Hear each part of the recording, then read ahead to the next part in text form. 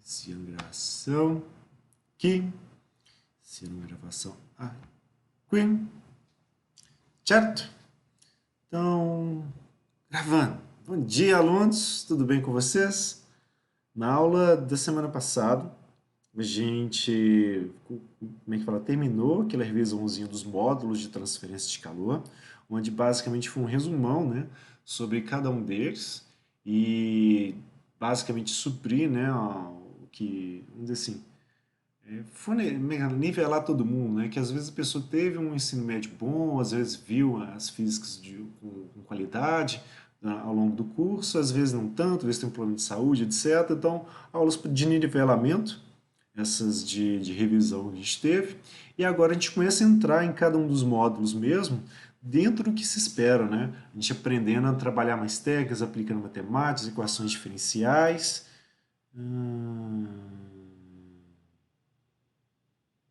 Ah, tá, pode deixar, Leonardo. Se eu ver que você está pedindo controle de alguma coisa, eu já nego. É melhor que você não controle nada. Brincadeiras à parte. Então, na aula de hoje, a gente começa a ver essa parte, estudar cada um dos módulos, né, com mais profundidade, certo?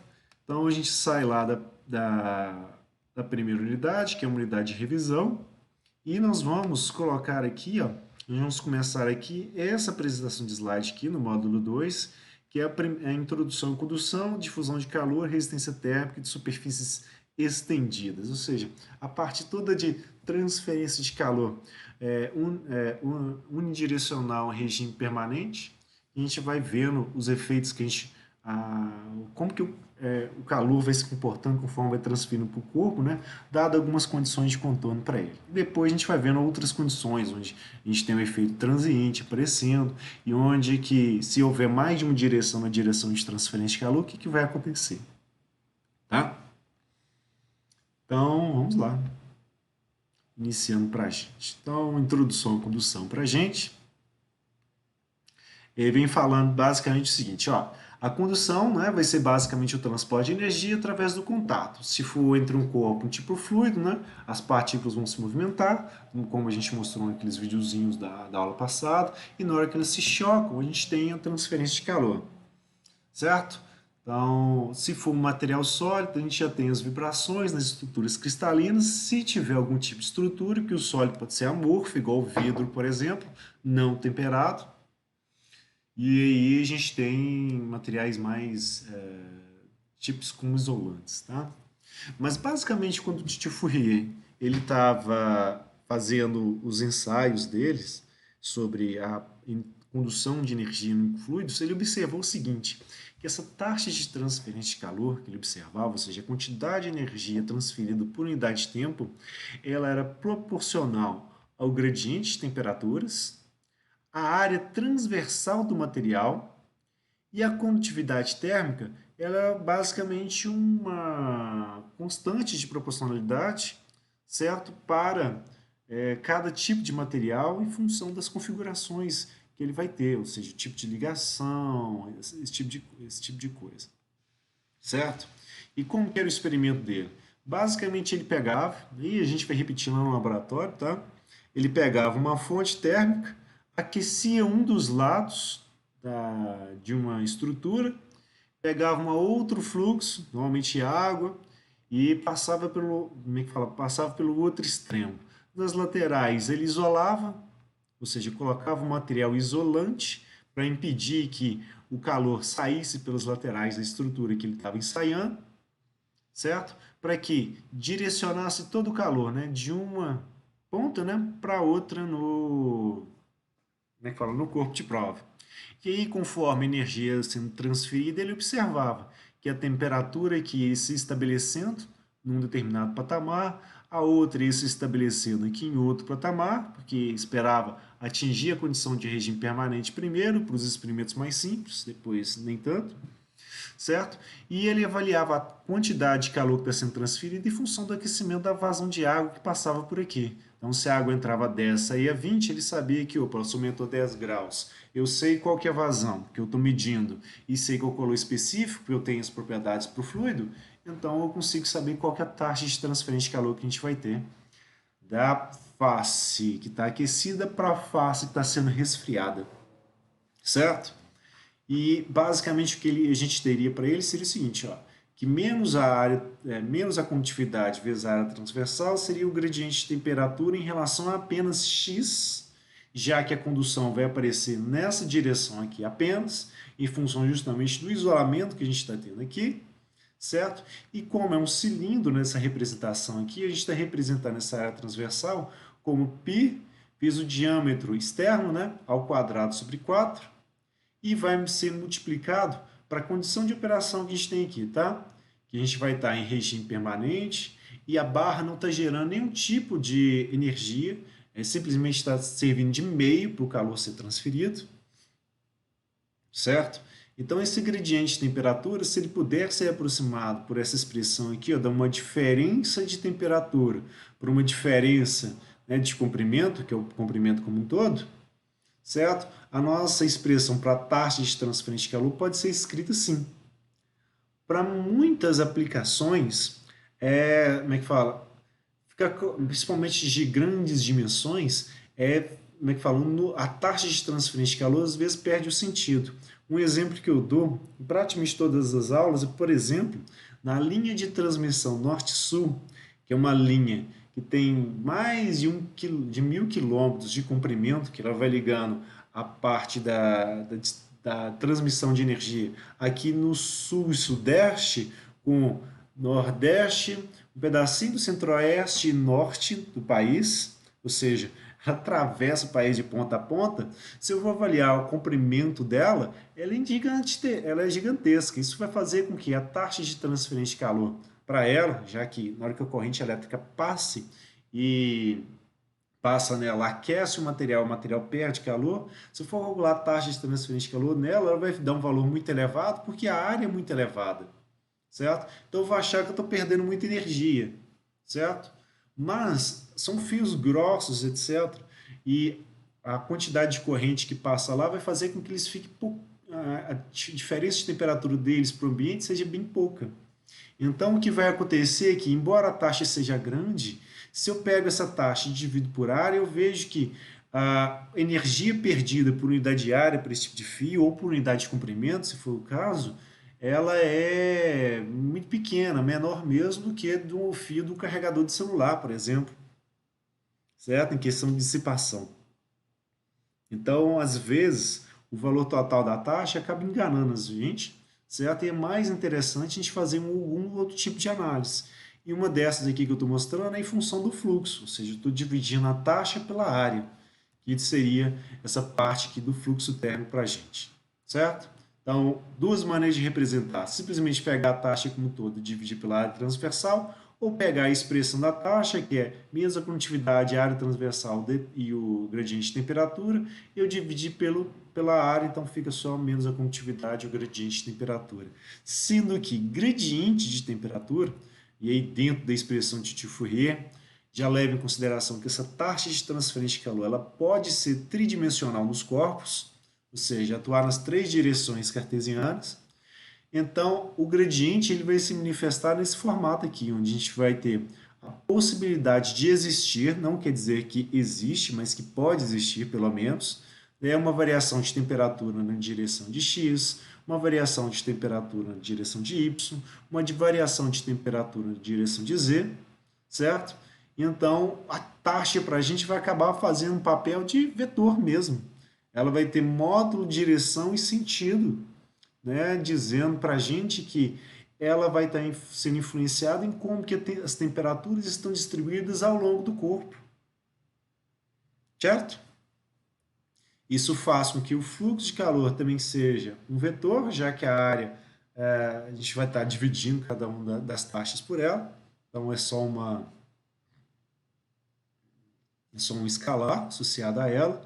Então o fluxo de calor pode ser descrito nesse formato aqui, ó, vetorial, ou ainda nesse outro formato aqui, onde a gente está dizendo que o próprio fluxo de calor ele pode ser um escalar na direção I, mais um escalar na direção J, mais um número escalar na direção de K, certo? Cada um dos vetores, né? X, Y, Z. Certo? Mesma coisa para as temperaturas, ela pode ter valores diferentes para cada posição, né? Então, a distribuição dela vai estar dependendo de x, y, z e pode vir a depender do tempo também, certo? Mas em função só da posição seria x, y e z. E aí o que acontece? Se eu tenho essas duas expressões aqui, ó, são expressões vetoriais e tem termos em i, j e k, eu posso separar elas em três equações escalares, tá? Uma para cada direção. Né? Em I, a gente teria que o fluxo de calor na direção de x é menos a condutividade dt de x, em y é menos a condutividade dt de y, e em z o fluxo de calor é menos a condutividade dt dz. Certo? Guardem isso aqui, vai ser importante para a gente, porque quando a gente for estudar essa transferência de calor tridimensional nos corpos, a ferramenta que a gente tem dentro da transferência de calor é justamente a primeira lei da termodinâmica, onde para um corpo qualquer, seja ele uma célulazinha que está lá no meio do braço da pessoa, ou seja, uma bigorna que está sendo usada numa forja, ou seja, um meio reagente, onde, ou mesmo o reservatório dele, né, para onde vai estar onde vai estar ocorrendo algum tipo de reação para gerar um determinado produto, que vai acontecer que, para aquele pedaço que a gente quer estudar, a variação de energia em relação ao tempo vai estar associada a qual a taxa de energia que vai estar entrando, qual a taxa de energia que vai estar saindo e qual a taxa de energia que vai estar sendo gerada pelo aquilo que a gente está estudando, pelo nosso objeto de estudo, certo? E aí a gente vai pegar de um corpo genérico qualquer, um elemento diferencial de volume para a gente estudar esse corpo. Então, para esse elemento diferencial de volume, a gente vai ter uma espessura dx, ou vamos dizer, uma largura dx, uma espessura dy e uma altura dz, ou seja, o elemento diferencial de volume vai ser um volume dv qualquer, onde a gente vai ter taxas de transferência de calor na direção de x entrando, certo? E taxas de transferência de calor na direção de x saindo, ou seja, vai ter a possibilidade, pelo menos, né, da energia estar atravessando o corpo nesse sentido. Da mesma forma, pode ser que um fluxo de calor, uma quantidade de energia, esteja atravessando o corpo na direção de y. Então, entra por essa face, que é a face frontal, e vai sair pela parte de trás ou posterior. E a mesma coisa na direção de z. Pode ter um fluxo de calor, uma taxa de transferência de calor aqui pela parte de baixo, vai atravessar o corpo e na hora que sai pela parte de cima, essa taxa pode estar diferente em módulo, mas está com a mesma direção e mesmo sentido, ou não. Pelo menos aqui está sendo representado aqui sim. Tá? Além disso, para o corpo, a gente pode ter variação da energia no tempo e pode ter energia sendo gerada. Então, só nisso, ou de forma mais simples, né? Em cada face, se a gente tiver um fluxo diferente, a gente tem 6 possíveis variáveis, certo? Com mais energia gerada e a energia variando no tempo, seriam pelo menos 8. Só da gente pensar num corpinho qualquer. Para a gente conseguir trabalhar esse tipo de coisa, né, com múltiplas variáveis, o que a gente vai utilizar basicamente é o que a gente chama de expansão em série de Taylor. Vocês já brincaram com ela lá em mecânica dos fluidos, mas para a gente relembrar, vamos abrir uma outra apresentaçãozinha de slide, aulas. A gente tem aqui em filme de transporte, tem pelo menos aqui. Só para relembrar isso, tá? Porque às vezes não está na memória recente. E expansão de série de Taylor nada mais é que basicamente uma relação matemática entre o valor de uma função em um ponto e o valor da função em outro ponto, né, que estão sendo relacionados. Então, abrir nossa ferramenta mais importante aqui na engenharia, que é o Paint.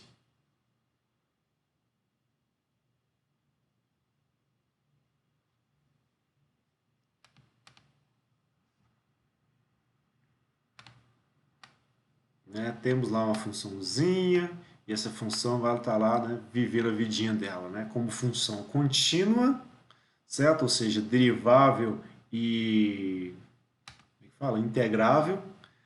Se eu marco um ponto aqui, ó, para ser um ponto x,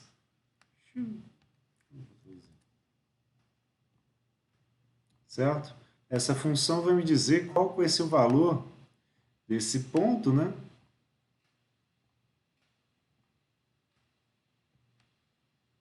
Mas, se eu não tiver esse valor aqui, por algum motivo, e souber, na verdade, o valor em outro ponto da função, vai ser uma função, vai ser em outro ponto, vou chamar aqui de A, só para seguir a mesma nomenclatura, tá? E aí, nesse ponto A que a gente vai ter aqui, ó, eu vou conhecer o valor dessa função, nessa posição aqui, e eu vou relacionar o valor da função no ponto x, não em função da equação da função, mas do valor que essa função vai ter na posição A e das múltiplas derivadas que essa função admite nessa posição A para poder chegar no valor que a gente vai ter em x e, claro, também, né, da distância que a gente vai ter entre x e A, vai ser A menos x, no nosso caso aqui. Certo? Onde x está depois. Onde o A está depois. Certo? Então, o que o titio Taylor fez? Ele basicamente criou essa expressãozinha que vai dizer o seguinte, olha, o valor de uma função na posição x, ela vai ser igual ao valor dessa mesma função na posição A, que vai ser multiplicada pela distância que vai existir entre x e A. Esse primeiro termo da expansão ou da série dele vai estar elevado a zero, certo? O termo da distância. Depois ele vai trabalhar os termos da derivada primeira. Então ele vai somar, né, o valor da função f' de x na posição A, vezes a distância que existia entre x e A, agora elevada à primeira, sobre o fatorial de 1, mais o valor da função da derivada segunda da função f na posição A, vezes a distância que existe entre x e A elevado ao quadrado sobre 2 fatorial, até o valor da derivada n da função f na posição A, que multiplica a distância entre x e A elevado a n sobre o n fatorial. Basicamente, é isso aqui a expressãozinha dele. E aí, como que ela funciona? Então, um exemplo numérico para ficar mais fácil, tá? Se a gente tem uma parábola, por exemplo, que é um x ao quadrado mais 2x mais 3, a derivada primeira dessa parábola, já fazendo, seria x ao quadrado vai virar 2x, o 2x que a gente tem aqui vai virar 1 mais 2, e o 3 que a gente tem aqui, como é uma constante, na hora que derivar vai ser zero, certo? A derivada segunda dessa função aqui vai ser 2x, então vai dar a derivada 2, o 2 daqui vai ser constante, então a derivada de constante é zero. Então eu tenho aqui, ó, a função f duas linhas de x que vai ser uma constante, ou seja, derivada terceira para frente vão ser zeros. Tá? Então, se a gente utilizar a expansão de série de Taylor para achar o valor de f de x para x igual a 3, usando o valor do a igual para a posição A, que a gente chama de centro de expansão da série, né, com o valor 2, certo? Por que isso? A distância entre 3 e 2 vai ser sempre 1, tá? E o valor aqui, 3, é fácil de a gente calcular, só para a gente ter uma ideia, né?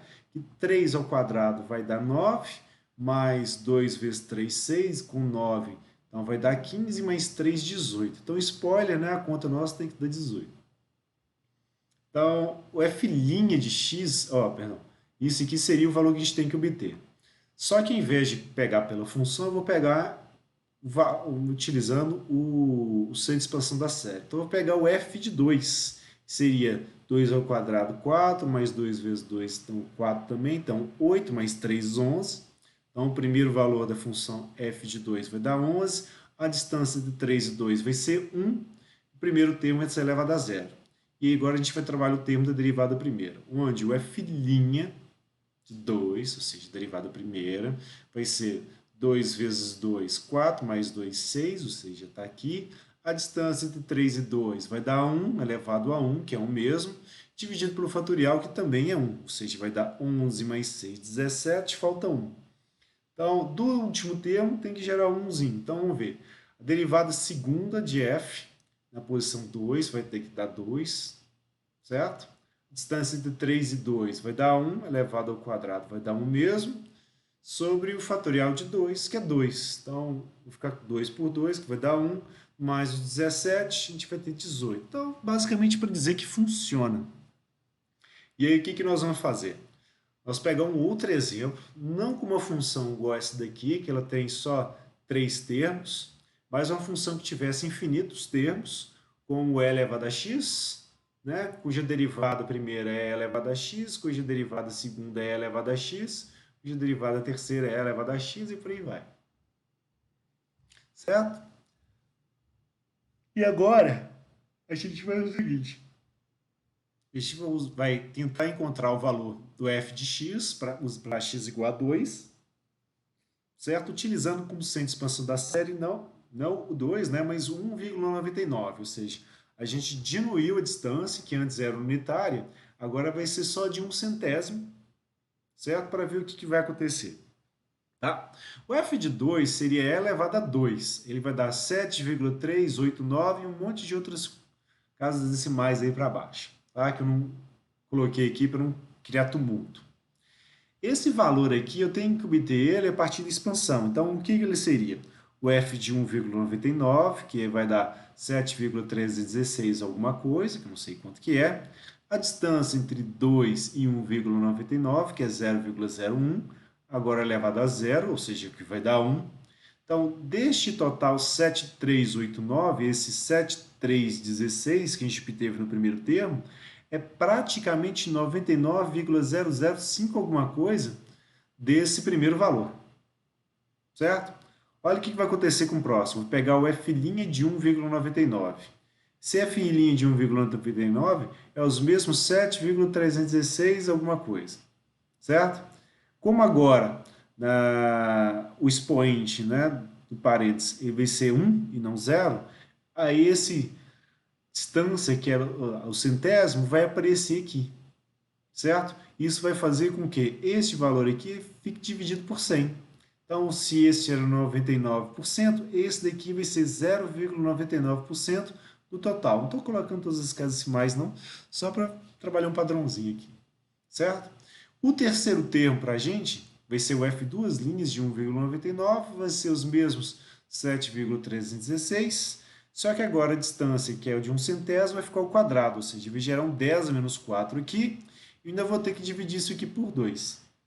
Então, o valor desse termo aqui não chega nem a ser 0,05, tá? E está arredondado para cima.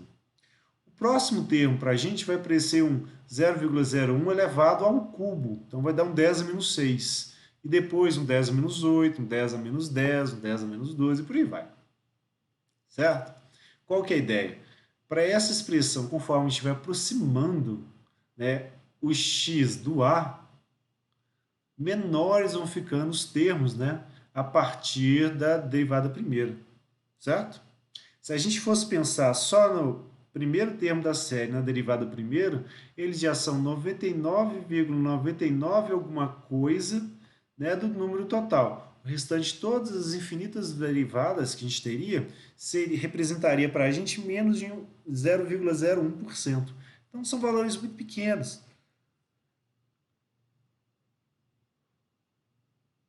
E por serem valores muito pequenos, se a gente aproximar, como é que fala, o 2, o x do A mais ainda, esses valores vão praticamente sumir.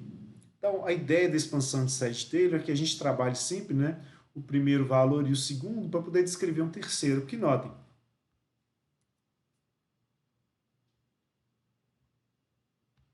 no nosso probleminha aqui, a gente tem duas coisas que a gente não conhece, são incógnitas, né? A gente não conhece a taxa de transferência de calor que a gente vai ter aqui na posição X, a gente não conhece a taxa de transferência de calor que a gente vai ter aqui nessa outra posição, que é X mais dx.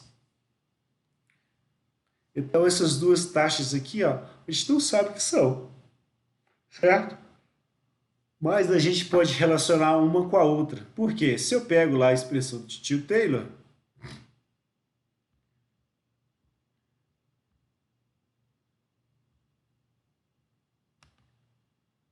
aqui está como figura, tá? Mas basicamente, se a gente começa a descrever ela, ai, Nossa, computador, por favor, please. Seria...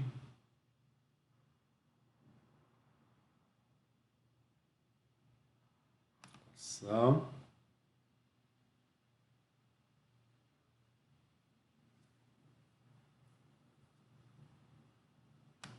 Se eu pego lá a expressão, né? O F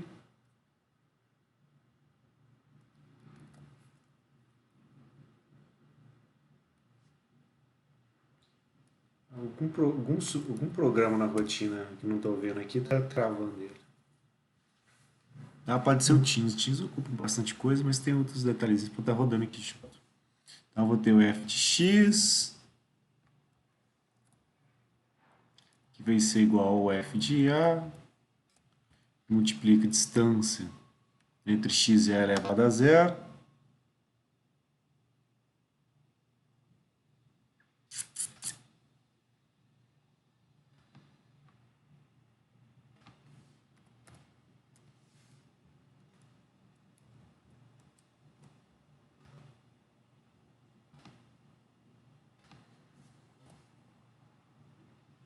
Depois a gente vai para os termos das derivadas.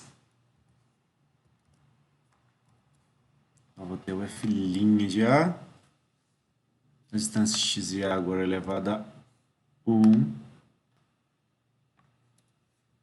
sobre o fatorial de 1, que é o mesmo.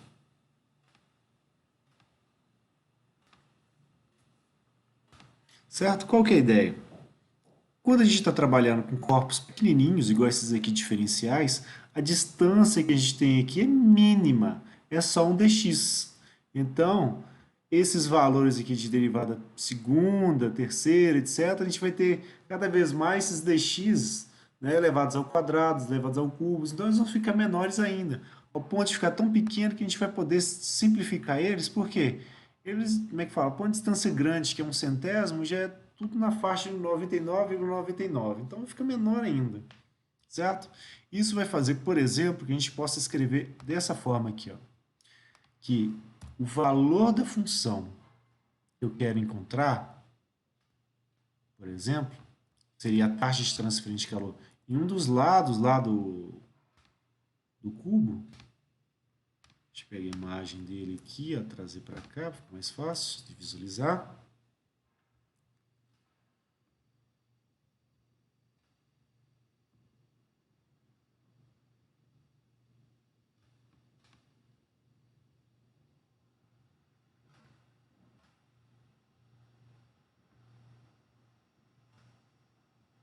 Certo? O que vai acontecer?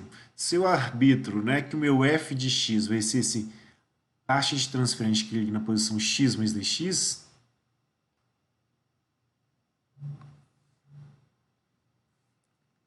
esse aqui,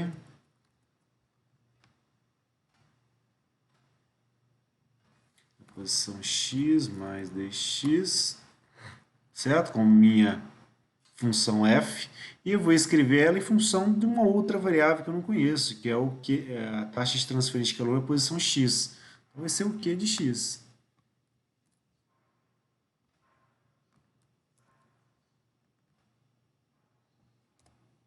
Certo? A distância que vai existir entre um ponto e outro é basicamente o dx de distância que a gente vai ter. Então, o primeiro termo, esse dx aqui, é elevado a zero, o que vai dar 1, certo? E aqui, ó, a gente trabalharia a derivada primeiro. Então, ficaria assim, ó.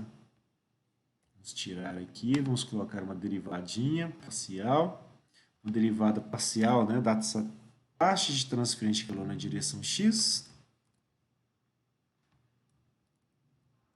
certo? Em função de x, e a nossa distância, né, continua sendo um dxzinho aqui, ó. Certo? Agora é elevado a 1, ou seja, a expressão para a gente vai ficar nesse formatozinho aqui, ó. Isso aqui virou 1, tá?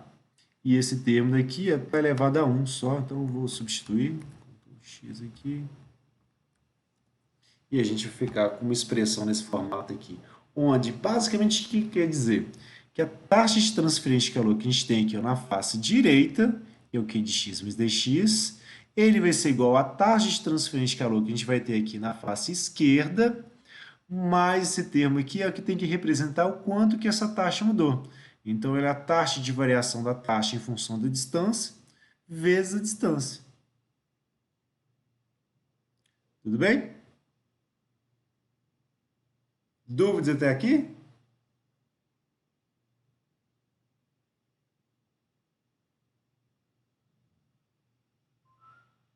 Professor, esse arquivo vai passar para a gente, né? Os arquivos já estão, como é que fala? Os arquivos já estão dispostos aqui no Canvas, tá? Esse aqui eu estou só brincando aqui com a equação, tá? Mas de todo jeito a aula vai estar disponível para vocês. Isso aqui é só escrever uns detalhezinhos nessa passagem, né? De porque na hora que a gente aplica, né? Como é que fala? A expansão de série de Taylor, né? Por que que a taxa de transferência de calor em x a gente vai poder escrever nesse formato? Por que que a taxa de transferência de calor em y a gente poder escrever no mesmo formato, só muda os índices, né? E por que que a taxa de transferência de calor na direção de z, né? Pode ser descrita nesse formato aqui, certo? Ou os valores dessas taxas, né, vão poder ser descritos em função das outras. Basicamente porque a taxa que a gente vai ter em um lado, a gente estiver avaliando, vai ser igual à taxa que a gente tem no lado oposto, mas o tanto que modificou entre uma e outra. Certo? Que é o que esses termos aqui acabam representando para a gente. Mas todo o arquivo que a gente está gerando, eu estou postando para vocês. Tá? Fiquem preocupados com isso. Ok. Eu quero saber se vocês estão entendendo. Parece-me que foi essa parte. Só matemática. Não sei se vocês perceberam, mas todas as disciplinas, né, a didática, essas coisas assim, tem muita coisa muito parecida. Né? Você tem sempre um determinado problema, você tem as equações que resolvem o problema e você, como aluno, tem lá que resolver o problema. Na vida prática é um pouco mais complicado. Você tem que enxergar, né, ou identificar qual que é o problema que está existindo como é que fala? Numa determinada aplicação e não tem um enunciado. Você olha ali e tem que imaginar o que está acontecendo. Tá? Mas basicamente essa é a ideia. É igualzinho a mecânica dos fluidos, né? Principalmente a parte fluidostática, onde vocês fizeram, onde foi feito o mesmo tipo de dedução para vocês. Tudo isso aqui vem da formação mesmo das disciplinas, né? Que acabam ficando mais, vamos dizer assim, chegando mais próximo do formato normal que a gente tem hoje, né? Quando aparece essa expansão em série de Taylor para descrever esses modelos melhores, e isso é 1850. Então, muito parecido porque é parecido mesmo, tá? E aí, qual que é a ideia?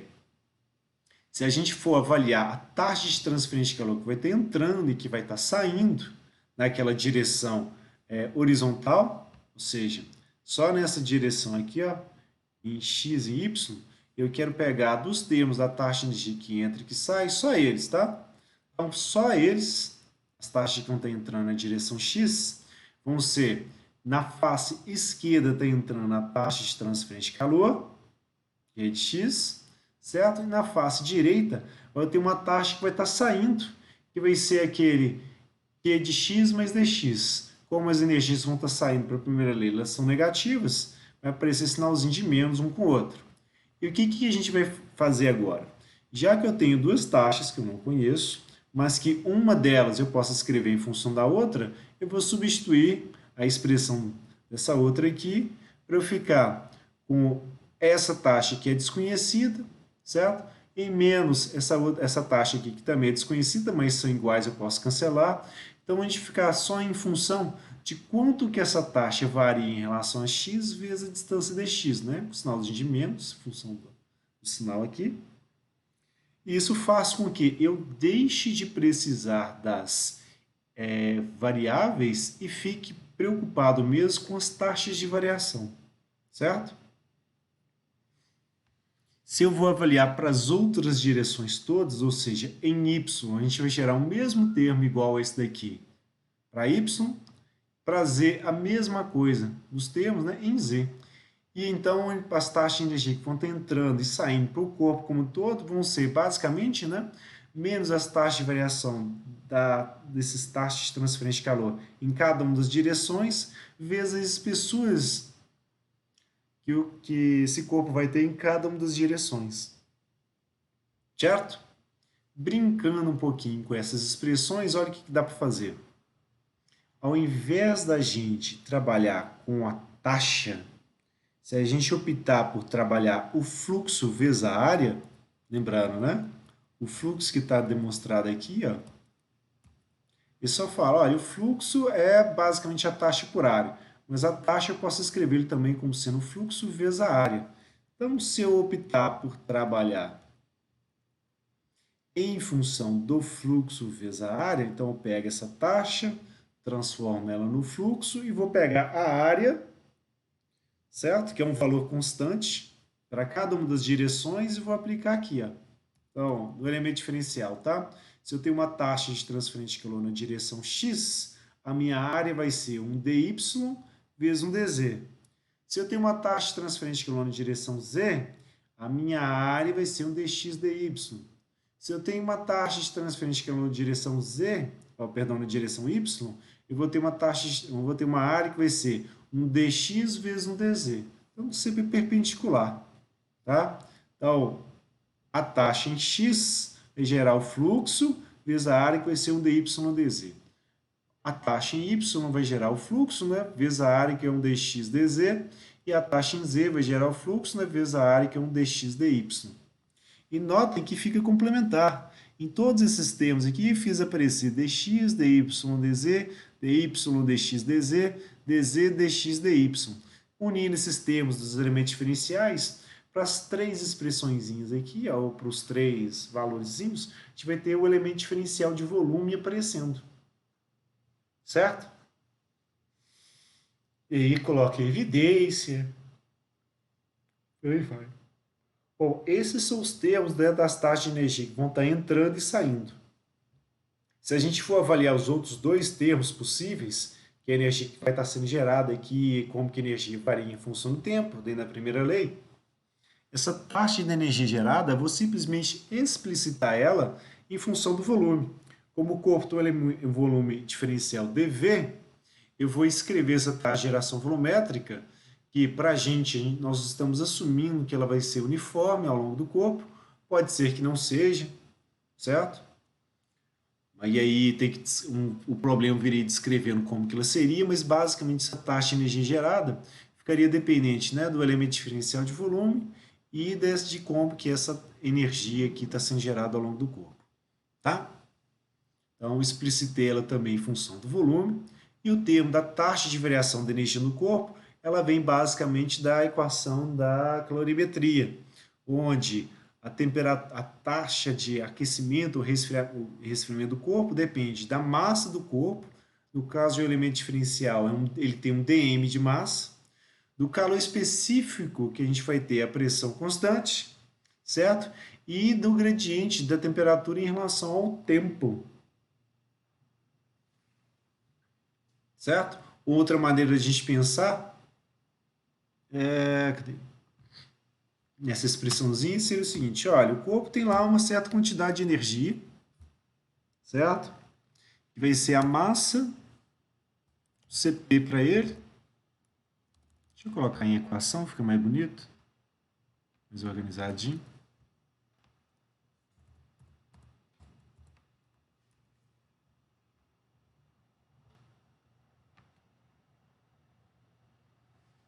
Então, a energia que o corpo teria seria a massa dele, o calor específico que ele teria, né? E a temperatura que ele tem em um determinado instante de tempo, tá? E o que acontece? Se houver um processo de aquecimento ou resfriamento, a energia associada à energia interna do corpo vai acabar variando.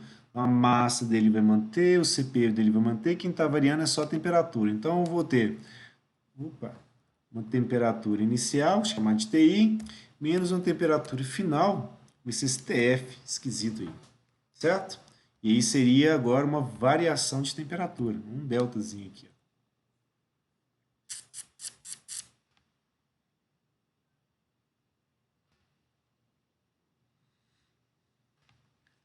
Isso é a variação. Agora, se ao invés da variação eu quiser a taxa de variação em relação ao tempo, eu simplesmente chego aqui e derivo isso em relação ao tempo.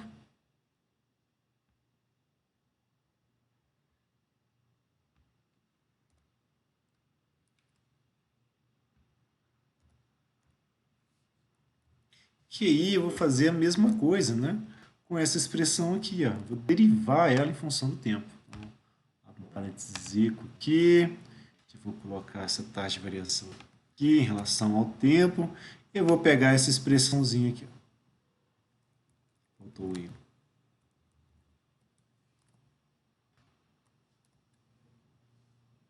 Pronto, coloquei lá dentro. E agora para fazer as continhas para a gente, tá? A massa do corpo, se ela não estiver variando, ela vira uma constante, já vou deixar ela do lado de fora. Se as propriedades do corpo não estiverem variando, o calor específico, a pressão constante, ela vai ser tratada como uma constante também, certo? E o que vai acontecer é que a gente fica com uma derivada em relação ao tempo das temperaturas. A temperatura inicial é a temperatura no início do processo, ela é uma constante. Então, ela se mantém. Agora, a temperatura final deveria estar positiva, né? A temperatura inicial negativa, para achar a taxa de variação, né? Que é final menos o início. Essa temperatura final para a gente vai ser uma função do tempo, certo? E essa temperatura aqui do início é uma constante. Então, quando a gente deriva esse termo aqui zero, enquanto esse termo aqui vai ficar preso para a gente ter a derivada do tempo.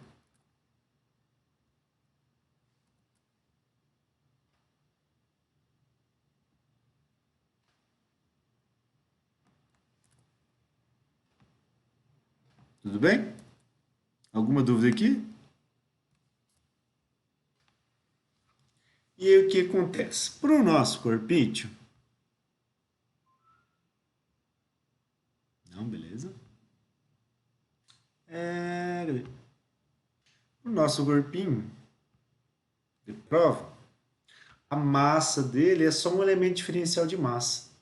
Tá? Então é só um dm. Derivada do tipo, a gente não tem informação sobre ela. Ela deveria vir do problema, etc., do enunciado. Então o que a gente vai fazer vai ser basicamente pegar a massa do corpo, esse elemento diferencial aqui de massa, e quebrar ele em densidade vezes o elemento diferencial de volume. E notem, a gente fez aparecer esse elemento diferencial de volume na taxa de energia, como que ela varia no tempo, na taxa de energia gerada e nos termos como é que fala, da energia que entra e energia que sai. Então, todos os dois lados da equação da primeira lei, eles estão, ou estão presentes nele, né, elementos diferenciais de volume. Ou seja, a gente vai poder pegar esse elemento diferencial e simplificar eles, né, de um lado e do outro da expressão. Basta que a gente substitua, né, o que o balanço de energia vai ser. Então, a taxa de variação da energia no tempo, a taxa de energia que entra menos a energia que sai está aqui, e aqui a taxa de energia sendo gerada. Vou pegar todos esses volumes aqui, vou colocar eles em evidência e vou simplificar. Quando a gente simplifica, a gente chegar nessa expressão diferencial aqui, ó, que ela é excelente para a gente poder não trabalhar com ela. Porque eu tenho uma derivada de uma função, que é a temperatura aqui em relação ao tempo, tem uma derivada de uma outra função, que é como que a taxa de transferência de calor vai estar aparecendo em direção x em relação à posição x, outra derivada aqui em relação à taxa de transferência de calor em y, na direção y, e da taxa de transferência de calor em z em relação a z. Mais alguma coisa aqui que seria uma constante, por exemplo, ou algum termo que diria como que espacialmente o corpo está gerando energia. Tudo bem. Para resolver qual que se expressa essa equação diferencial, a gente precisaria conhecer, né, como que cada um desses termos aqui vão variando, certo? Substituindo expressão e provavelmente tem que colocar um computador para poder resolver isso para a gente. Porque são funções distintas, então para resolver fica muito complicado. Então, ao invés disso, o que a gente vai fazer vai ser representar cada um desses fluxos de calor em função de uma função só, que no caso vai ser para a gente temperatura, porque notem, esse fluxo de calor em y, x, y e z, a gente já trabalhou neles, hoje esbarrou neles, né? Eles são para a gente, né, menos a condutividade dTdx, menos a condutividade dTdy, menos a condutividade dTdz, e se eles são isso, a gente vai fazer substituir esses fluxos, né, dentro dessas expressões. Então, para cada um, a gente ficar com menos a condutividade, derivada da temperatura em relação a x, e já tinha uma derivada em relação a x aqui. Então, nossa equação diferencial agora subiu de ordem, certo? Ela deixou de ser de primeira ordem, com múltiplas funções, e passou a ser uma equação diferencial de uma função só, que vai ser a temperatura, mas de segunda ordem. Certo? Então, vai ter esse termo aqui para x, esse termo aqui para y, esse termo aqui para z. Tem esse termo aqui, que é um termo dependente, o que vai classificar a nossa equação diferencial, basicamente como equação diferencial parcial de segunda ordem não homogênea, por conta desse terminho a mais, e parcial porque as derivadas são parciais, tá? Essa aqui só diz respeito a x, essa aqui só diz respeito a y, essa aqui só diz respeito a z, certo? E essa aqui só diz respeito ao tempo. Então, tá aí, ó. Esta bela equação que nós estamos vendo aqui é a equação da difusão de calor para paredes planas, certo? Onde a gente consegue trabalhar muito bem o que é x, o que é y, o que é z. Por outros tipos de paredes, onde normalmente tem curva, normalmente não são bons...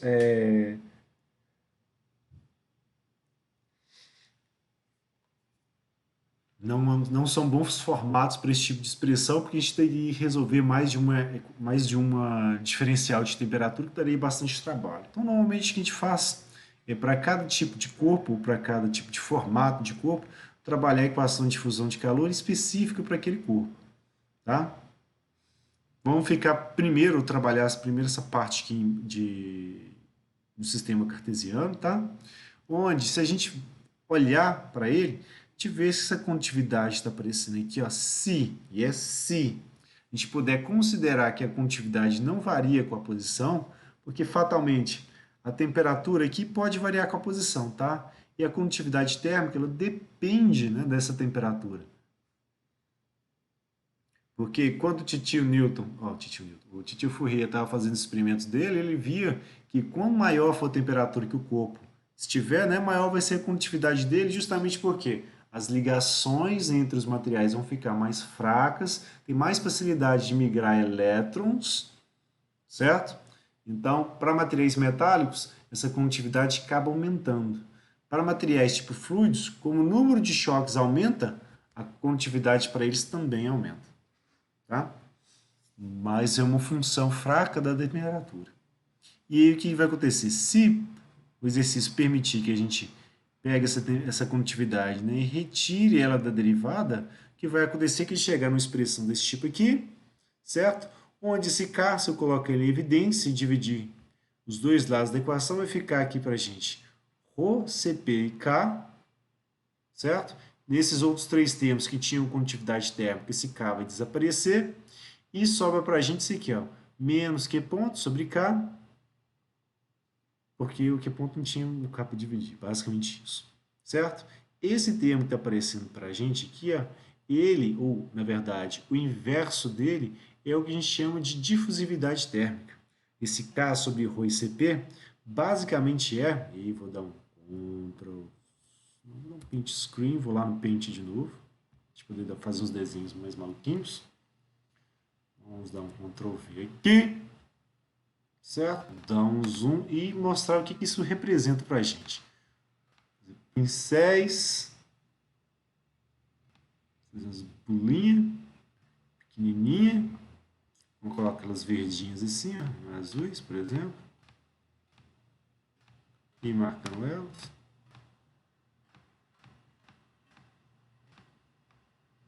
E o que acontece? Na mecânica dos fluidos, a gente tinha uma propriedade muito parecida com essa difusividade térmica aqui, que era a difusividade de momento, que vocês trabalharam ela exaustivamente, acredito eu. Que era a viscosidade cinemática.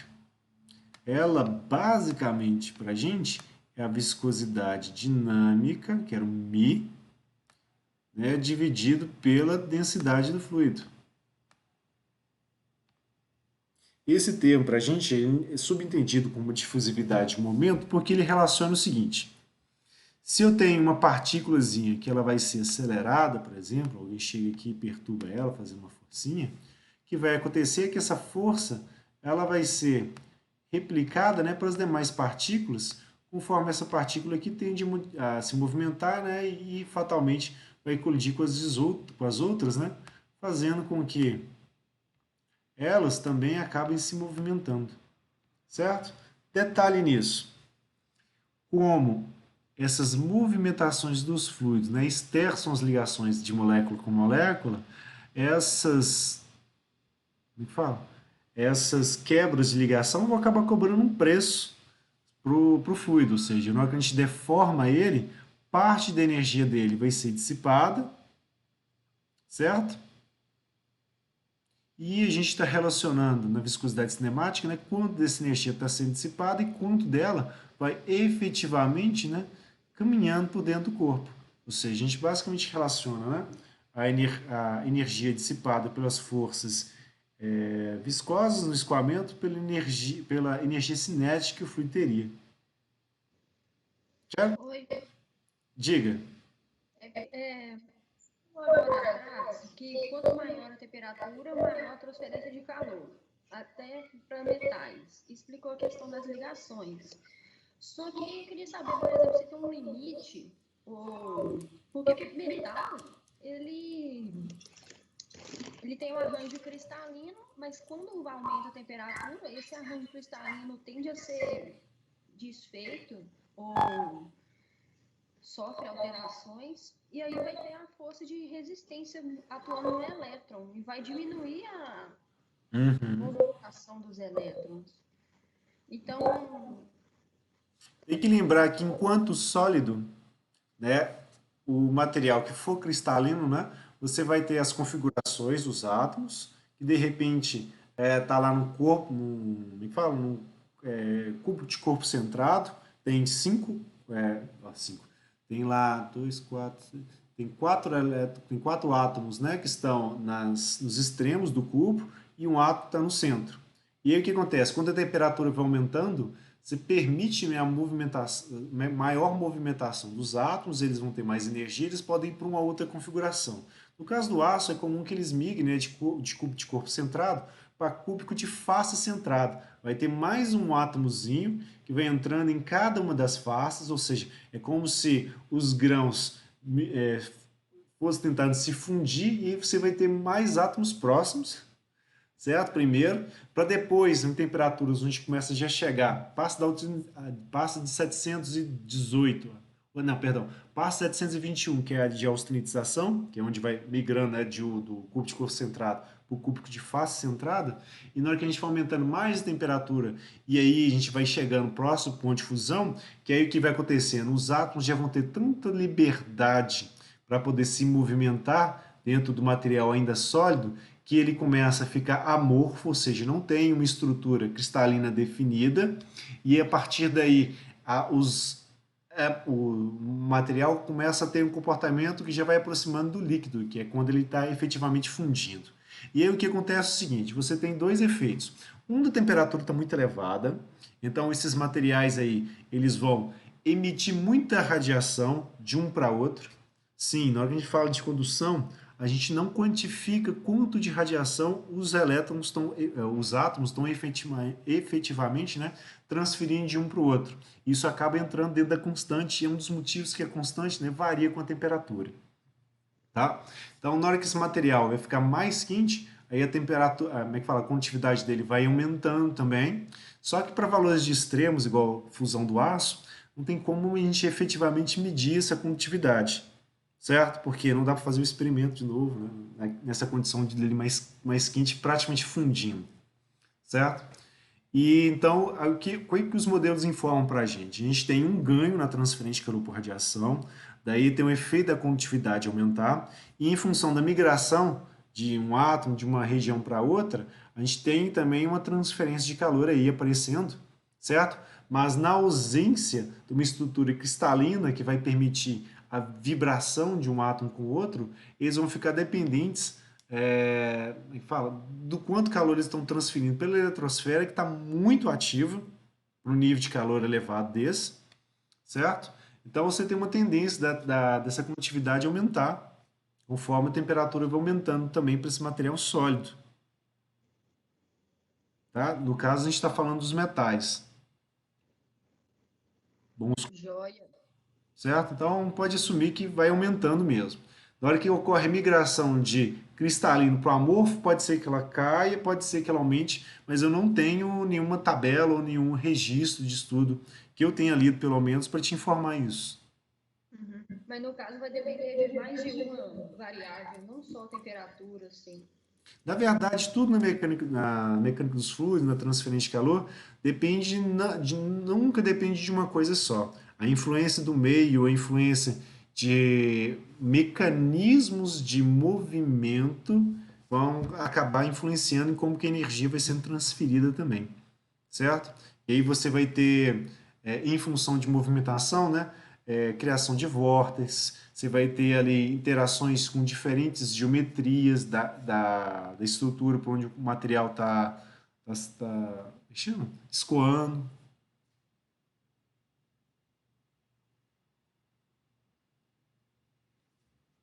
Muito obrigada. Ou nada. Então, retornando aqui na nossa brincadeirinha, aqui sim a gente tem a viscosidade, tá? Não ficou no letra muito bonitinho, porque eu estou fazendo aqui a mão livre, tá? Mas seria um mizinho. Nossa, ficou pior ainda. Esquerda, pá. Então, o nosso mi aqui, lê-se assim, ó, mi, ele é a viscosidade absoluta ou viscosidade dinâmica, enquanto a viscosidade cinemática, o nosso ni,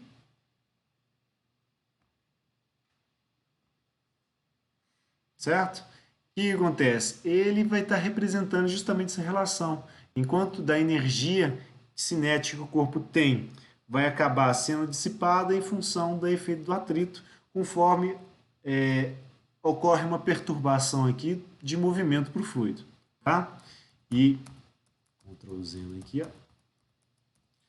Se ocorrer, na verdade, um aquecimento dessas partículas, por exemplo, a gente chega aqui, ó, e fornece energia para essa partícula aqui, ó, o que vai acontecendo é que essa partícula vai fatalmente, né, transferindo esse calor para as outras que estão próximas, certo? Na hora que ela vai transferindo esse calor aqui, opa, na hora que ela vai transferindo esse calor para as demais partículas, o que vai acontecendo é que cada uma delas vai acabar absorvendo uma parte desse calor e o calor disponível para ser transferido ele vai diminuindo. Então, deixa eu melhorar aqui para a gente, talvez. Então, no iníciozinho, essa partícula aqui tem bastante calor para transferir e conforme isso vai propagando, né, essa quantidade de energia disponível para ser transferida vai minguando. Justamente porque as outras partículas estão absorvendo isso conforme essa energia está sendo transferida. E esse alfa está justamente relacionado a isso. Relacionar quanto de energia está sendo conduzida em função de quanta energia está sendo absorvida pelo material. Certo? Essa é a ideia do alfa. É a difusividade térmica. Né? Como que o calor vai sendo transferido conforme parte dele vai sendo absorvida ou mesmo cedido pelas partículas. Tudo bem até aqui? Eles são muito, como é que fala? Eles são muito parecidos em questão de comportamento, em função de descrição, e quando a gente for trabalhar a parte de convecção, vai ser muito importante que a gente entenda, né, o que isso aqui representa. Né? A viscosidade dinâmica, né, dividida pela difusividade térmica. Mas mais para frente a gente resolve isso. Tá? Fique quietinho.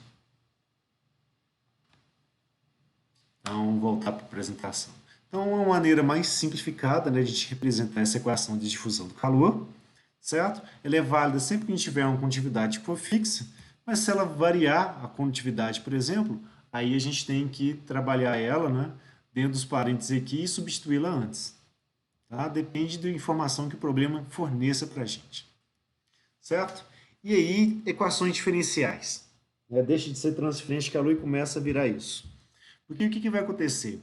Pra gente, depois que a gente optar por resolver essa equação diferencial nesse formato, neste aqui, na hora que a gente termine de resolver, a gente vai chegar a uma solução que é uma solução genérica para as condições que a gente está estudando, né, aquela equação que a gente obteve, né, ela vai atender uma série de problemas, e não um problema só. Para a gente obter uma solução que seja particular para o nosso problema, a gente tem que utilizar o que a gente chama de condições de contorno, ou seja, atribuir ao problema, né, maneiras de a gente tirar, né, as constantes dele e chegar na solução que resolve o nosso problema em particular.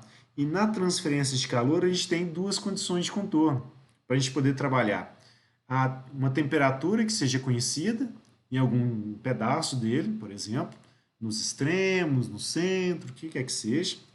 E fluxo de calor ou taxa de transferência de calor, dá no mesmo tamanho, são a presença da área ou não, conhecidos também, que em função da gente ter esses termos conhecidos, a gente pode, né, aplicar eles para chegar na solução particular do nosso problema.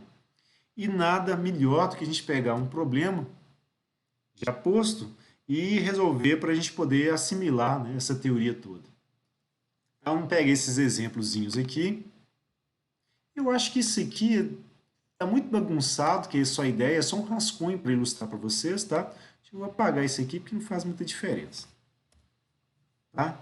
Eu quero pegar para a gente o enunciado, o desenho está aqui. E vamos colocar aqui, ó. Exemplo. Condução em parede plana.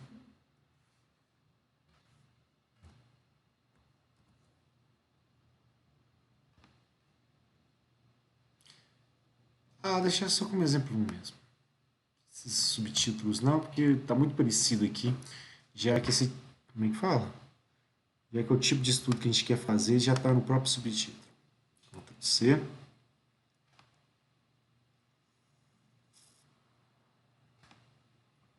Ctrl V. Tá? Vamos reduzir aqui, que não precisa desse exagero todo. E o que acontece? A gente estaria vendo aqui, ó, nesse desenho a parede como é que fala? Pela espessura dela. Então, deixa eu pegar um modelo 3D aqui, só para a gente pegar alguma coisa nesse sentido. Tem que desenhar também, né? Já está pronto. Então, aguarde enquanto os modelos 3D estão sendo carregados.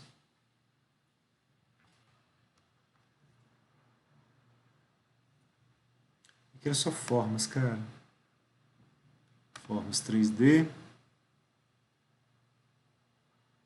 Serve.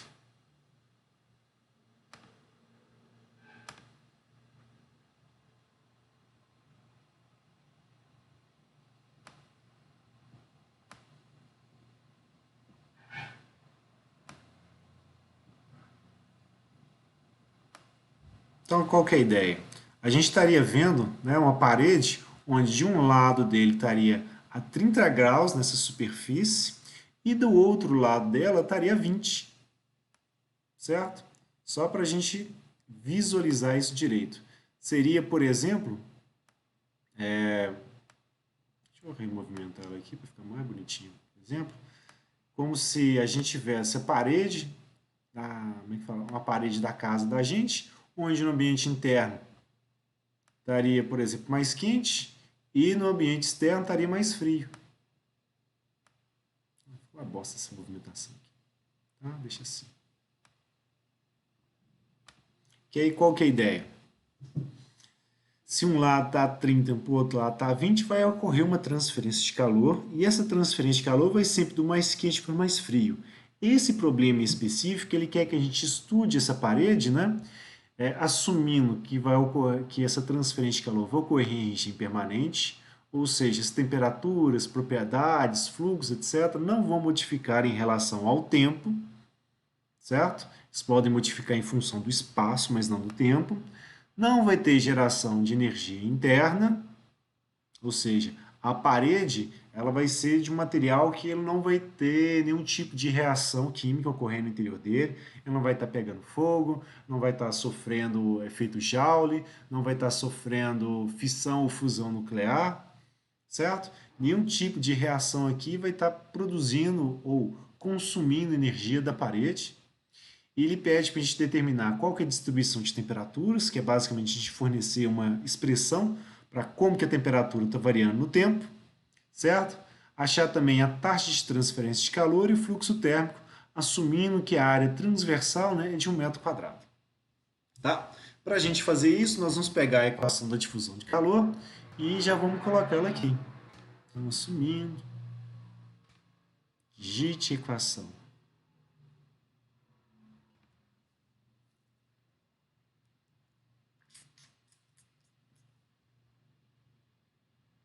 Alguma coisa atrapalhando o meu computador de movimentar. Vou ver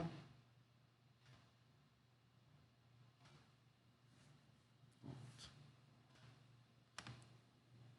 Calor específico, pressão constante. CP para a gente. Uma derivada em função do tempo parcial.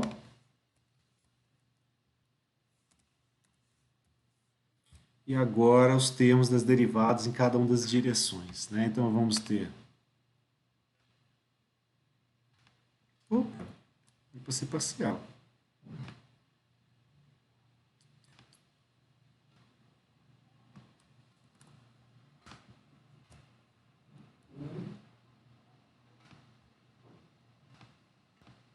Tem a condutividade.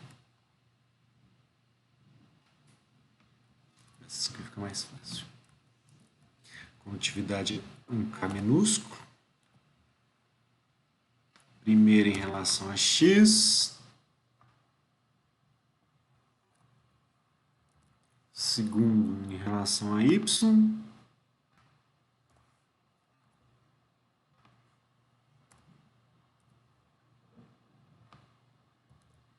Terceiro em relação a Z.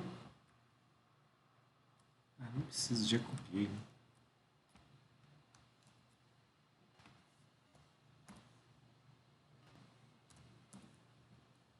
E, claro, o termo da taxa de geração volumétrica de energia. Aquele que é pontozinho que a gente estava trabalhando. Então, esse aqui, e vamos colocar um pontinho, tá? Esse pontinho é só para diferenciar, tá? E a taxa de transferência de calor já é o calor por unidade de tempo. Esse pontinho aqui em cima é só para demonstrar que a quanto de energia está sendo gerado no volume do corpo em energia, tá? E aí o que acontece? Para esse nosso pequeno probleminha aqui, ó, pelas condições que ele informa para a gente vai poder simplificar um bocado dessas coisas aqui. Porque notem, se a gente tem... Deixa eu soltar uma linha aqui, ó. Para as hipóteses de trabalho para a gente, que é regime permanente, então quer dizer regime permanente. Vamos lá.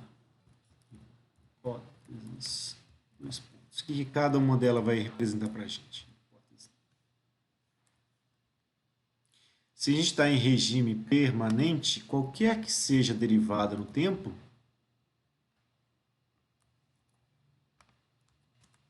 ela vai ser zero para a gente, tá? Dependente de qual variável que seja. Então, esse termo aqui para a gente vai zerar. E a condução de calor ela vai ocorrer num sentido apenas. É o que ele fala para a gente, condução direcional. Se é uma condução direcional, eu estou vendo que ela tá, a maior temperatura está aqui e a menor está aqui, então provavelmente eu tenho uma transferência de calor que deve vir daqui para cá, certo? E não de baixo para cima ou atravessando a tela perpendicular aqui. Então eu vou ter uma direção só, que vai ser essa direção aqui, e o enunciado não informa para a gente qual que é essa direção. Então a gente pode arbitrar. A gente pode assumir, né, que vai ter um eixo que a gente pode colocar a origem dele aqui, ó. E depois ele sai crescendo nessa direção. Vocês querem que seja o quê? X, Y ou Z? Z? X. X mesmo? Então tá bom. E aí o que vai acontecer? Para x igual a zero, então a gente vai ter a temperatura de 30. Para x igual a 0,1, a gente vai ter a temperatura de 20. né? 0,1 é a espessura do corpo que a gente está estudando. Tá? E se essa transferência de calor é numa direção só e vai ser na direção x, então o que vai acontecer é que os gradientes de temperatura nas outras direções vão ser nulos. Então, condução unidirecional na direção de x. Então, a gente vai ter um dt de y. Oh, shit.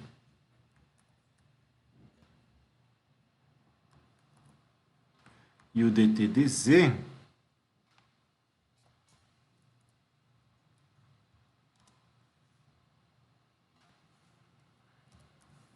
iguais a zero.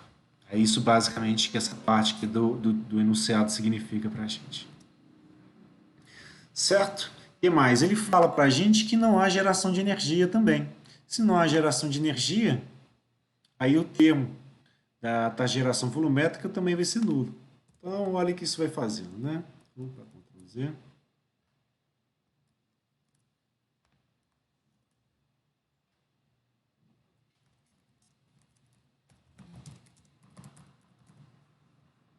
Então, isso faz com o termo do Q ponto seja zero para a gente. Tá? Nessas condições, olha o que vai acontecer com a nossa expressãozinha. Aqui, vou dar um Ctrl V nela aqui embaixo. Ó, se eu não vou ter variação da temperatura em relação a nada relacionado ao tempo, esse termo aqui vai zerar para a gente. Os relacionados à condução em Y e em Z, a gente também vai cancelar, certo? E, claro, também a taxa de geração volumétrica. Sobrou um termo só. Isso lembra bastante mecânica dos fluidos mesmo, né? Lembram lá de resolver as equações da quantidade de movimento e da continuidade? Então, aqui a gente está fazendo as mesmas coisas, né? Pega lá de 999 termos, cancela 998 e resolve o resto. No caso, nosso resto é só esse termozinho aqui, ó.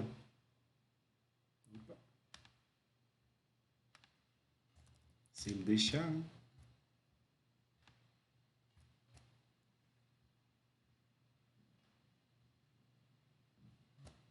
Então, a gente vai ter basicamente esse termo aqui para a gente poder resolver.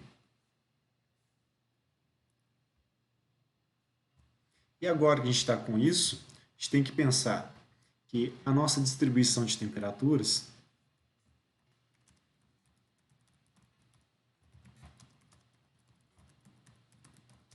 que para um problema genérico, né, seria uma função que dependeria de cada uma das coordenadas espaciais, né, e da coordenada temporal. Mas, para o problema, o que a gente tem é que a temperatura basicamente vai depender só de x. Porque as outras dependências todas, a gente acabou de dizer que não existem, né? Ele não vai variar com o tempo, ele não vai variar com y, não vai variar com z. Então, só tenho variação do problema em x. Então, tanto faz eu trabalhar uma derivada parcial como uma derivada ordinária.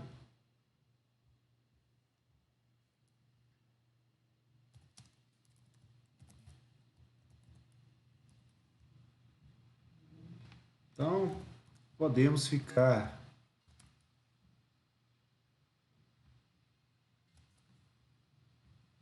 trabalhando nesse formato aqui, ó, para as derivadas, que é mais comum para vocês, tá? Eu acredito que sim, né? Na faculdade trabalha mais equação ordinária do que parcial. E aí, essa equação diferencial, que agora ela é ordinária, segunda ordem e homogênea, certo? Ela é do tipo de equação diferencial que a gente resolve separando as variáveis. Então, para resolver ela, para achar a distribuição de temperaturas, o que a gente vai fazer vai ser pegar os termos de derivada em relação a x, passar para um lado e integrar dos dois lados para resolver o problema.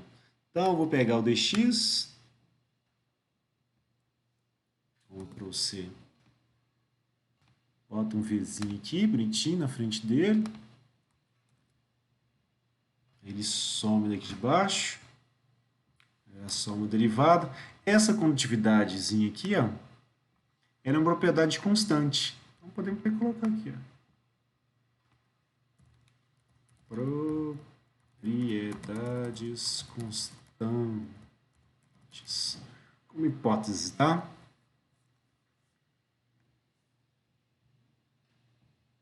A solução do nosso problema. Então, se a propriedade é constante, eu vou pegar esse K que está aqui, ó, e vou passar ele dividindo, por um motivo muito simples. Na hora que vier dividir um zero, ele vai sumir.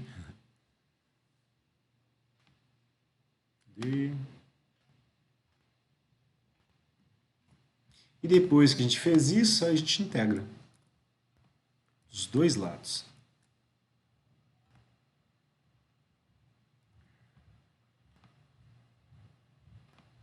Integrando. Pegar assim mesmo, de um lado e do outro. C, Ctrl V. Aí vou ter integral disso.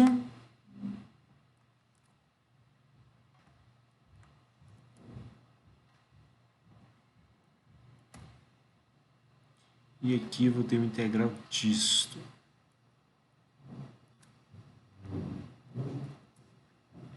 Tá?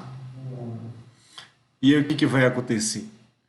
Quando a gente resolver essas integrais aqui, ó, a gente vai ter que primeiro resolver elas sem os limites de integração. Por quê?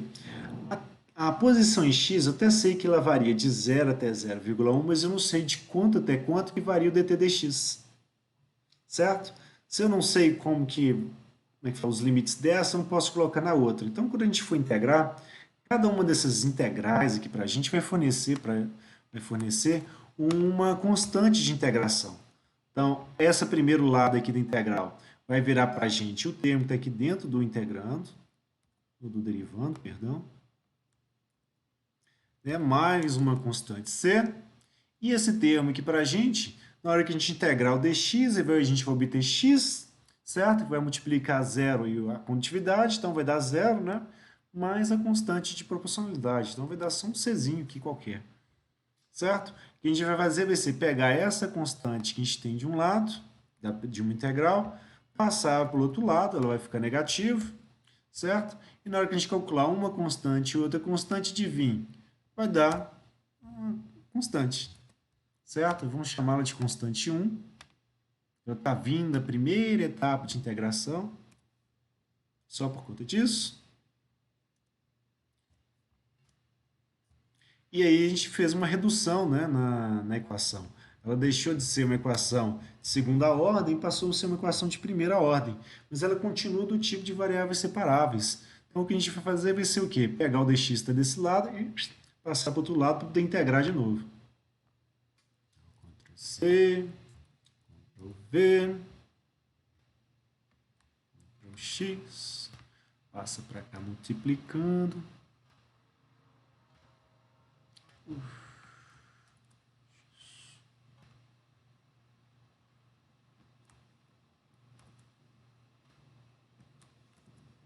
Certo? Chegamos aqui. E agora a gente integra. Fazendo com mais etapas que normalmente eu faço, porque...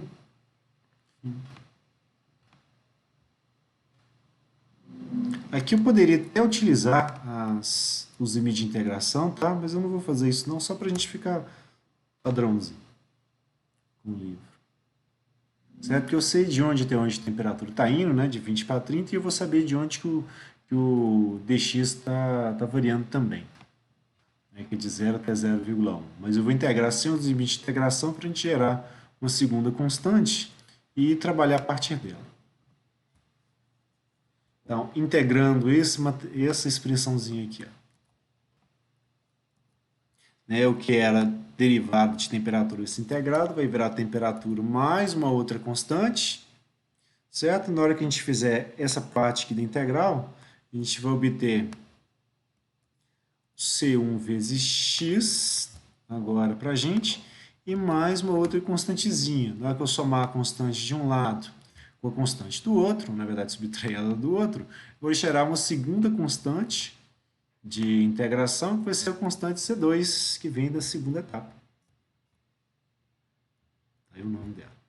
Então, olha o que acontece. A gente resolveu a equação e essa aqui para a gente vai ser a nossa solução genérica. Certo? O que ela quer dizer?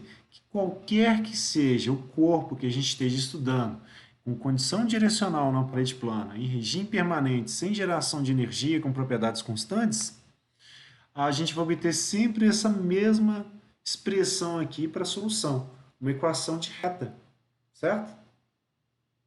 Então, basicamente, ele vai estar dizendo para a gente que linearmente a temperatura vai estar variando, né, entre os extremos do corpo. Tá? E agora que a gente resolveu essa equação diferencial, nós vamos aplicar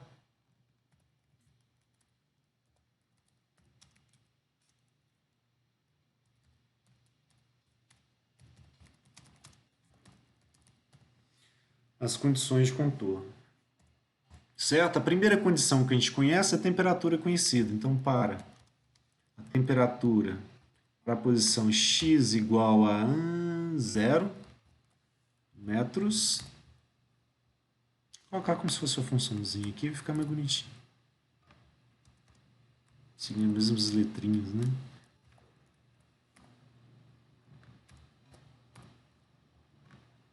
A temperatura é conhecida como sendo de 30 graus. Certo? Então, o que nós temos é esse aqui, ó. P de x igual a 30 e esse valor vai ser igual a C1x mais 2. Onde, para a gente, o valor de x é 0 metros. Certo? E daí a gente tira dessa expressãozinha aqui que o termo, já que esse aqui é 0 e esse aqui ó, tem que corresponder ao outro lado, então o termo do C2 para a gente, ele vai ser igual a 30. Então, rapidinho chega nesse formato. Né? C. V.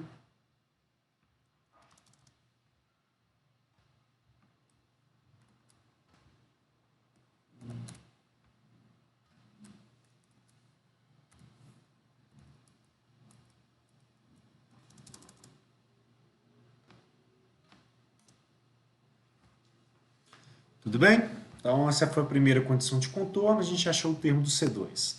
Para a segunda condição de contorno, a gente também tem uma temperatura conhecida. Então, vou pegar aqui, para cá, só tomar uma linha aqui só para organizar os pensamentos. Então, para x igual a 0,1 metro, deixa eu dar um espacinho aqui também. Está faltando em um, está faltando no outro.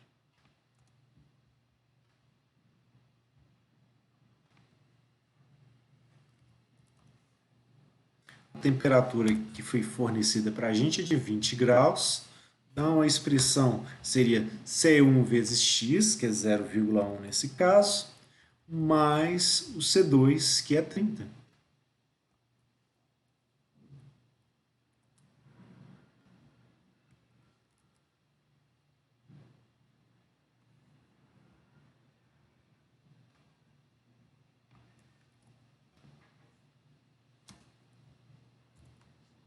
Então, o que nós vamos fazer vai ser basicamente isolar o termo do C1.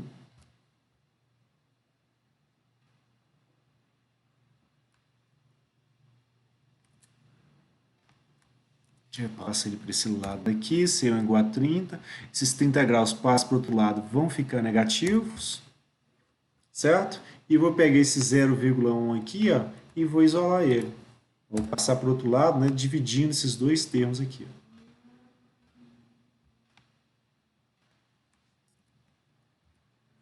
Isso vai fazer com que o resultado para C1 seja 20 menos 30 menos 10, dividido por 0,1 menos 100, né, e graus Celsius por metro.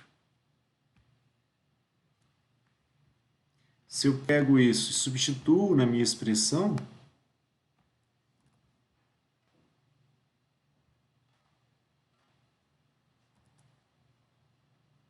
O seu é isto.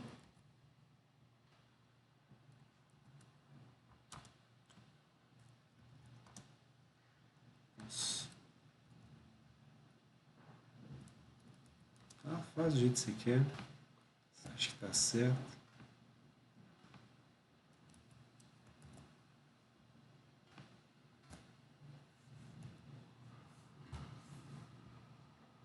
E o C2 que é 30.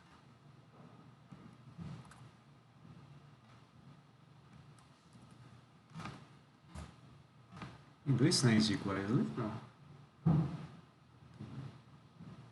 Certo? Então, essa aqui é a nossa solução genérica. Então, existe, né, uma distribuição de temperaturas para a gente que vai dizer que a temperatura está variando, né, de 30 graus na posição x igual a zero, né, para 20 quando estiver lá no outro extremo.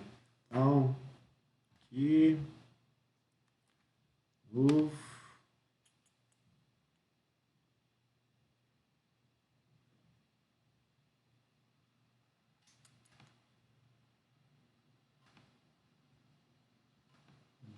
salvar.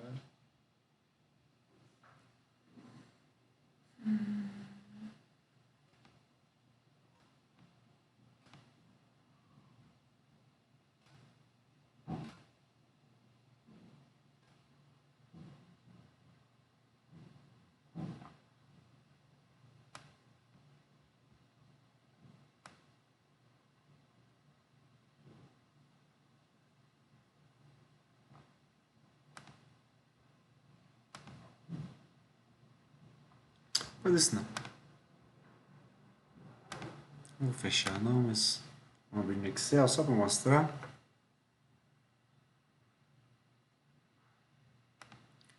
O gráfico sendo feito, que eu faço um gráfico mais bonitinho. Então teria aqui a posição, X, temperatura aqui. Então posição 0, 0,1, não, 0,1 já é o final, né? Então coloca 0, esse aqui vai ser igual a isto, mais 0,01, a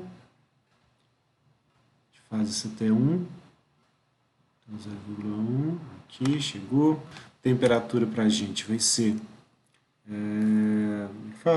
os 30 graus, mais, aliás, menos 100 graus, vezes o valor do x, chega lá a nossa distribuição para a temperatura, certo? A gente cria um gráficozinho.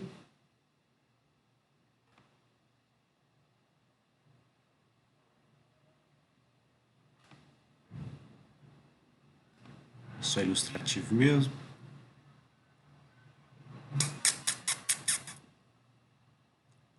Selecionar dados. Dados. Valores da série. O nome da série, né? Temperatura. Posição.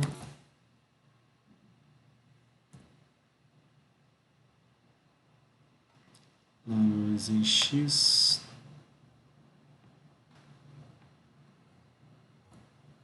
Valores em Y. Fica o desenho sendo representado, tá? Profundo.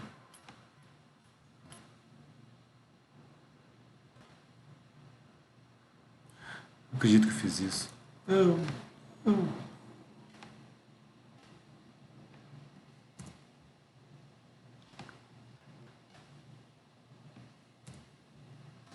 Vamos mais bonito, né? Distribuição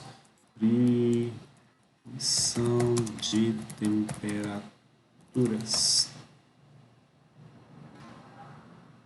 Ok.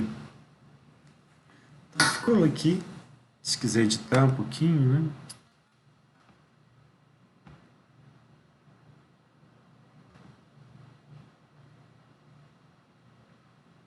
Eixo. É, muito legal. 0,1.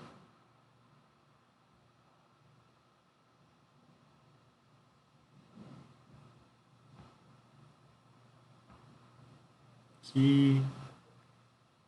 Unidade, colocar a principal só como 10. Ficar um desenho mais bonitinho. Com menos coisa que sujas. Então, beleza. Então, a nossa distribuição de temperaturas aqui. Então, Ctrl C. Vim aqui no nosso arquivinho e vou plotá-la aqui, ó.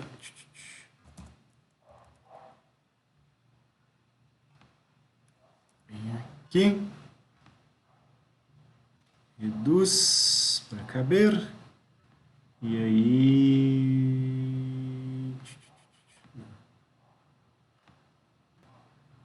Ah, tá. Ctrl C. Ele só vai configura, tá? Senão ele fica aberto no documento como se qualquer alteração fosse alterar ele também. Então eu pego daqui, dou um Ctrl V para cá, dou um aqui, Ctrl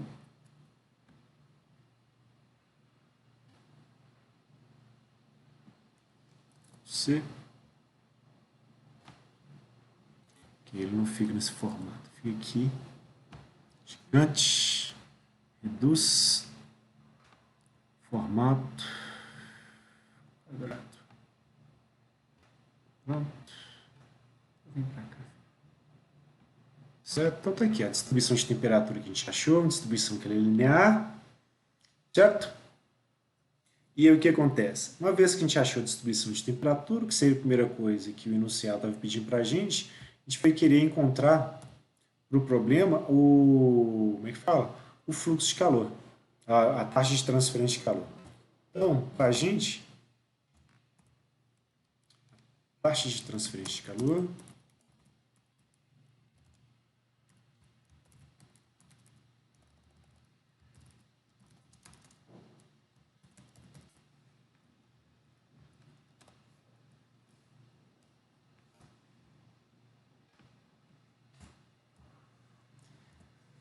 vai ser o seguinte.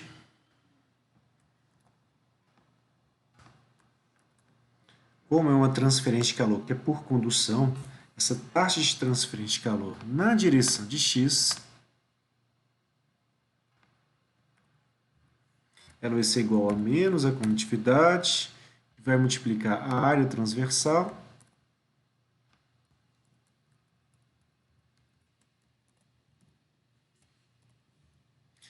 vezes o dt dx.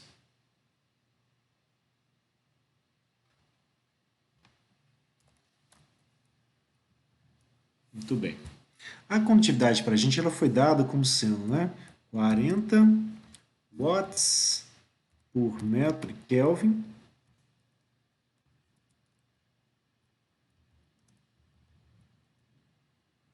E isso vai estar multiplicando a área transversal, que foi dada para a gente como sendo de 1 metro quadrado. Não atrapalhar na hora de fazer as contas. E a distribuição de temperatura, o dt dx, certo? O dt dx que a gente tem aqui, ó, ele basicamente pode ser encontrado derivando, né, a expressão da temperatura em relação a x, ou se a gente dá uma olhadinha aqui, a gente já passou por ele. O dt dx para a gente é o próprio valor do C1.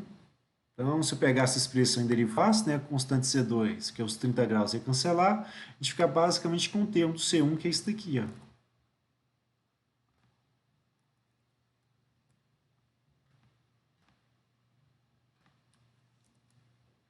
Certo? Então, duas maneiras de fazer. Ou deriva daqui, ou então olha lá para trás e vê que a gente já passou por ele. Então, o formato para ele é basicamente de uma constante.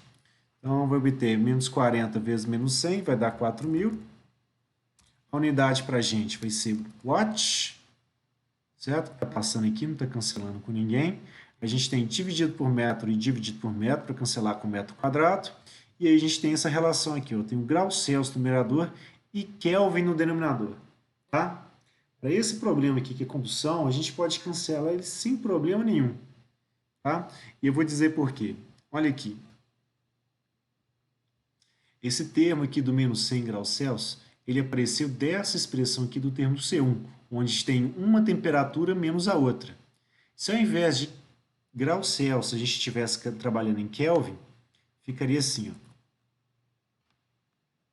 Deixa eu colocar aqui em vermelho, inclusive, só para mostrar para vocês, o que aconteceria? Eu teria que transformar as temperaturas em Kelvin, né? Pegaria lá os 20, né? Somaria com ele os 273, para transformar isso em 293, que seria a temperatura em Kelvin para a parede.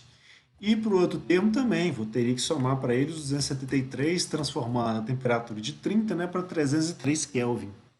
Aí na hora que eu faria, né, uma temperatura menos a outra em Kelvin, eu obter 10 do mesmo jeito, Kelvin, que dividido por 0,1 ia gerar esse 100 Kelvin por metro, tá? Então, opa, esse Kelvin, esse K aqui é maiúsculo. Então, o que acontece? A única diferença que apareceria nessa expressãozinha aqui para a gente seria, claro, nas unidades, certo? E na constante. O que não interessa para a gente estar em Kelvin, graus Celsius. A inclinação da curva não vai variar, certo? Porque as duas escalas têm o mesmo número de divisões entre cada um dos, como é que fala? Entre cada um dos divisores que a gente tem entre o ponto tríplice da água, né, e o ponto de fusão da água à pressão atmosférica. Certo? Então, tanto faz para condução trabalhar Kelvin quanto graus Celsius, não faz diferença, certo? E o que a gente pode esquecer, para radiação, a gente não pode trabalhar em graus Celsius, tá? Tem que passar para Kelvin mesmo, porque ali tem temperaturas que estão a quarta primeiro, para depois serem subtraídas. Então, função exponencial a gente resolve primeiro.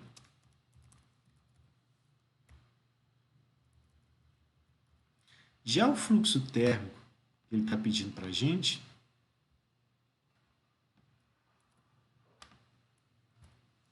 é basicamente a taxa de transferência de calor dividida pela área transversal. Certo? Então eu posso calcular como sendo menos a condutividade dt dx sem problema nenhum. Então eu posso fazer uma conta desse jeito aqui, ó, pegando a condutividade vezes o dt dx, multiplicando, e a gente vai achar. Diferença em unidade vai ficar 1 metro quadrado agora, sem ser cancelado. Então a gente fica nesse formato aqui. Certo? Então tá aí, ó, nosso primeiro exemplo feito. A aula que vem a gente vai fazer praticamente o mesmo exemplo, tá? Só que com geração de energia. Então, fiquem ligados aí para não perderem nossas emoções. Na próxima aula, além desse, né, como agora fica muito rápido, a gente tem as equações todas digitadas, não tem que fazer dedução das expressões, a gente provavelmente também vai ver a parte de condução em parede cilíndrica, tá? Ou seja, quando a gente fizer alteração, né, do tipo de geometria para outra, a gente vai ver que a equação modifica e para resolver é fácil também, tá? De um para outro. Então, provavelmente a gente vai ir até esse slide aqui na aula que vem. Para a semana que para na sexta-feira a gente fazer de esferas. Certo? Alguma dúvida, gente?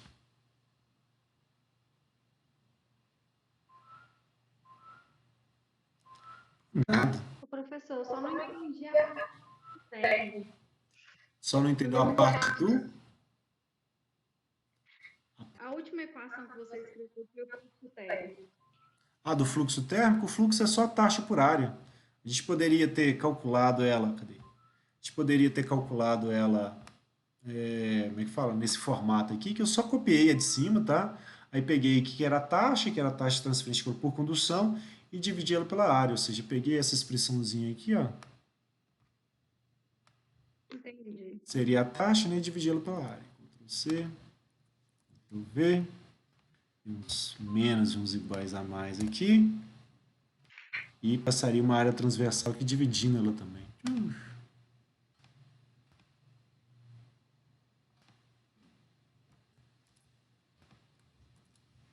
Certo? Fica assim. Entendi. Entendeu? Então tá bom. Vamos salvar aqui. Já vou postar esse arquivo aqui para vocês lá no Canvas. Mais opção de salvamento. D. Ah, que bom. Já vou inclusive fixar isso aqui. Ah, não, antes era nesse, né? Mas agora deixa. Navego aqui. Aulas, pandemia, 2020. Vamos criar uma pastinha só pra gente. Já está começando a acumular. Então, transferência de calor.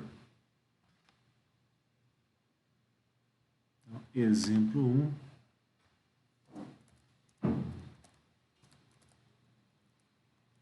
Produção. Pronto.